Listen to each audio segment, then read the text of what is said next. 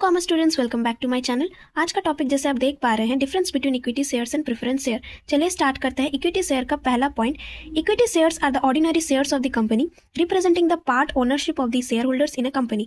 ये एक ऐसा शेयर्स होता है जो एक ओनरशिप प्रोवाइड करता है कंपनी से। जो भी ये इक्विटी शेयर ओन करता है वो एक कंपनी का ओनर के हिसाब से जाना जाता है।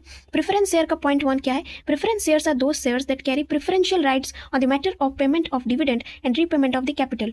प्रेफरेंस शेयर्स ये होता है जो ये शेयर्स ओन करता है उसे प्रेफरेंशियल राइट दिया जाता है, जो भी हो जाए, लेकिन इन्हें पहले ही प्रायोरिटी में लिया जाता है। जितना भी डिविडेंड के केस में हो, repayment of capital at the time of winding up of a company, इन्हें ज़्यादा ही पहले प्रिफर किया जाता है।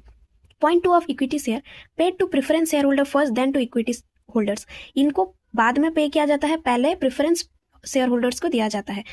प्रेफरेंस शेयर्स का point 2, paid to equity holders after payment of dividend to preference share. Same point बस वाइस वर्सा करके लिखा गया है।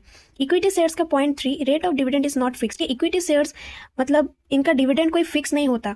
अगर आपका लॉस में हो गया कंपनी तो उस टाइम पे वाइंडिंग अप में जितने भी क्रेडिटर्स को होता है पहले उन्हें सब दिया जाता है, फिर जो कुछ बचता है फिर मिलता है इक्विटी शेयर होल्डर्स को। अगर नहीं बचता तो नहीं मिलता। तो rate of dividend is not fixed, इन्हें प्रॉफिट से कुछ फिक्स नहीं होता।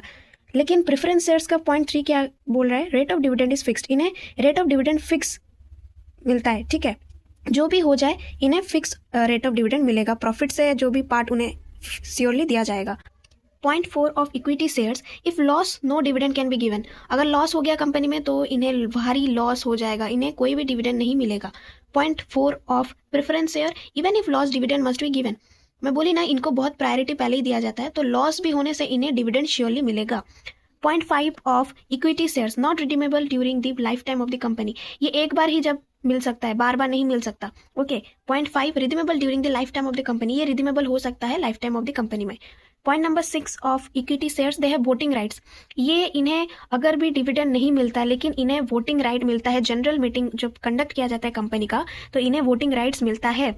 लेकिन प्रेफरेंस शेयर्स को they have no voting rights, उन्हें कोई भी वोटिंग राइट्स नहीं मिलता। ओके, जनरल मीटिंग में। Point number 7 of equity shares, during liquidation equity share holders have residual rights over the assets, means they are paid at last. तो ये क्या बोल रहा है? इक्विटी शेयर्स को at the time of winding up क्या होता है ना, तो जितना भी पैसा बचता है तो ही मिलता है, अगर नहीं बचता तो नहीं मिलता। और अगर ये हम ऑर्डिनरी शेयर्स बोलते हैं इक्विटी शेयर्स को, और ये वन टाइप ऑफ ये लोग ओनरशिप ओन करते हैं कंपनी का। तो अगर कोई भी क्रेडिटर्स को पैसा नहीं हो पाया, बहुत ज़्यादा हैवी लॉस हो गया है, तो ओनर्स को, अपना शेयर होल्डर्स को, इक्विटी शेयर होल्डर्स को अपना एसेट भी बेचना पड़ता है। ठीक है। लेकिन प्रेफरेंस शेयर के केस में क्या होता है? Point number 7, during liquidation they have preferential rights over equity holders. ये कुछ नहीं समझता, ये ओनली इसको मतलब है कैसे इसको डिविडेंड मिलेगा।